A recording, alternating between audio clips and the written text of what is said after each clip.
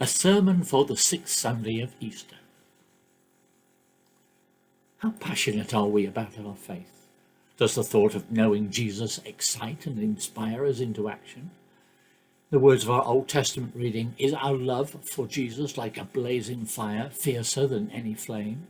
Or do we take it a bit to get going? Is our love more like a spark and in need of a bit of a boost?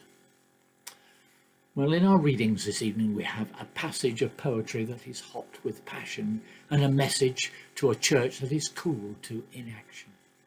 We are going to examine them both to see if they can help us decide how we can rekindle our love for God. Turn on the radio and listen to any music station, and you most likely the song we will hear is a love song. Songs about new love, disappointed love, crazy love.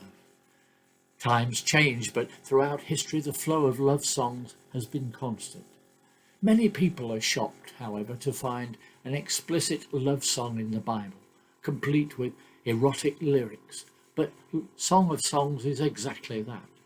It shows no embarrassment about lovers expressing their love through their bodies and talking about it. There have been many attempts to rule Song of Songs out of the Bible or make it for adults only. In Spain, for instance, in the 16th century, a professor was dragged out of his college and imprisoned for 4 years for translating Song of Songs into Spanish. There have also been other translations and interpretations, some having nothing to do with lovers at all. Some have interpreted the story in the book as an allegory between God and his people, and some even translating the poetic detail into different facets of our relationship with God. But today, most scholars believe that the poem was intended to celebrate love between a betrothed couple, and it's quite likely that it may have been first sung at a wedding. The story is about a beautiful virgin in love with a shepherd, who is brought from her home against her will to the court of King Solomon to become one of his wives. Despite the king's declaration of affection for her and the benefits of being part of the bloodline of King David, she stays true to her betrothed, and when the king's advances are shunned, she is brought back to her home and is able to renew her vows to her beloved near the sweet-smelling mountains. Awake, north wind, and come, south wind, blow upon my garden to spread its spices abroad, that my beloved may come to his garden and enjoy the choice fruits. Arranged in scenes like a drama, it's a song that criticizes the lustful advances of a king, encourages the passion and intimacy between the bride and her groom. In our final 2 verses, she alludes to an ancient custom of carrying a seal around her neck. The seal is a plea for faithfulness to their relationship. Love is as strong as death, or more commonly translated, till death do us part. True love is possessive and permanent, powerful.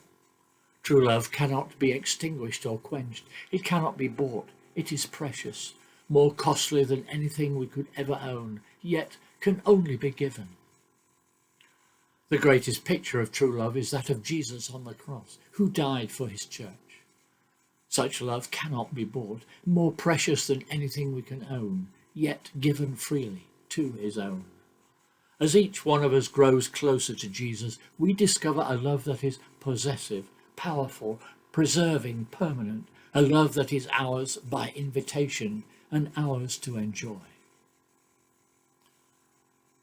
Which brings us on to our second lesson and the message to the church at Laodicea. Over the last few weeks in our 2 New Testament readings, we've been focusing on the ways that Jesus has been getting his message across to the 7 churches.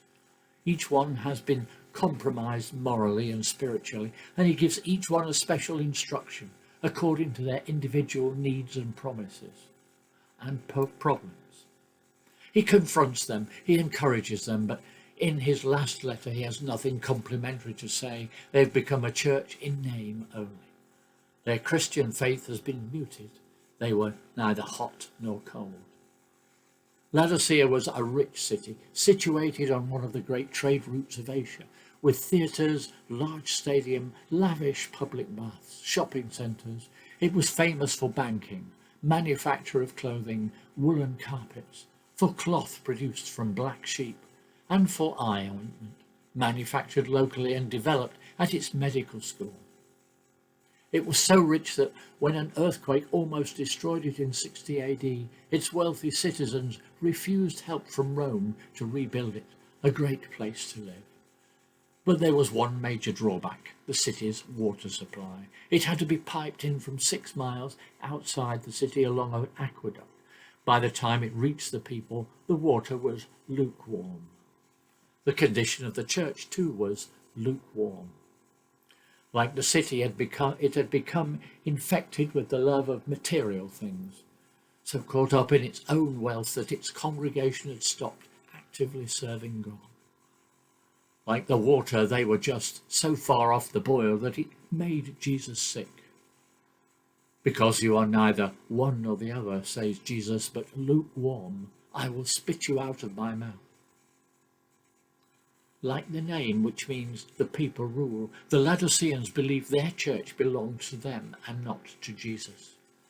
The result was there was no power, no passion, no presence of Jesus in their lives and in their services. A lukewarm church is a church that believes in comfortable Christianity, fits in with what the world wants, living and serving God whenever it suits them. What was really hard to swallow was that they managed to convince themselves that God was pleased with what they were doing.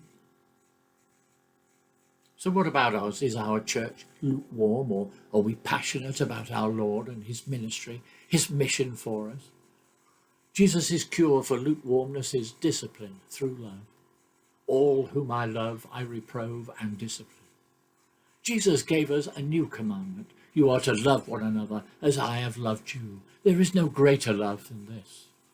And through this love, said Jesus, people will know you are my disciples.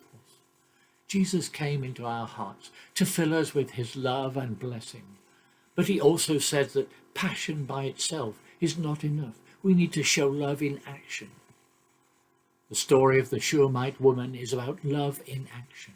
The story of Jesus is about love in action. The story about us needs to be love in action. Jesus proved his love for us by dying for us on the cross. His sacrifice gave us forgiveness, made us right with God. It brought us everlasting life. He showed us how to live in love and how to share it. Jesus knows what we are doing as a church and as individuals. He seeks us out in the hope we'll take the initiative, respond to his call. So when he comes knocking on our door, does he find us lukewarm or red hot? Is our compassion for him burning bright or flickering out?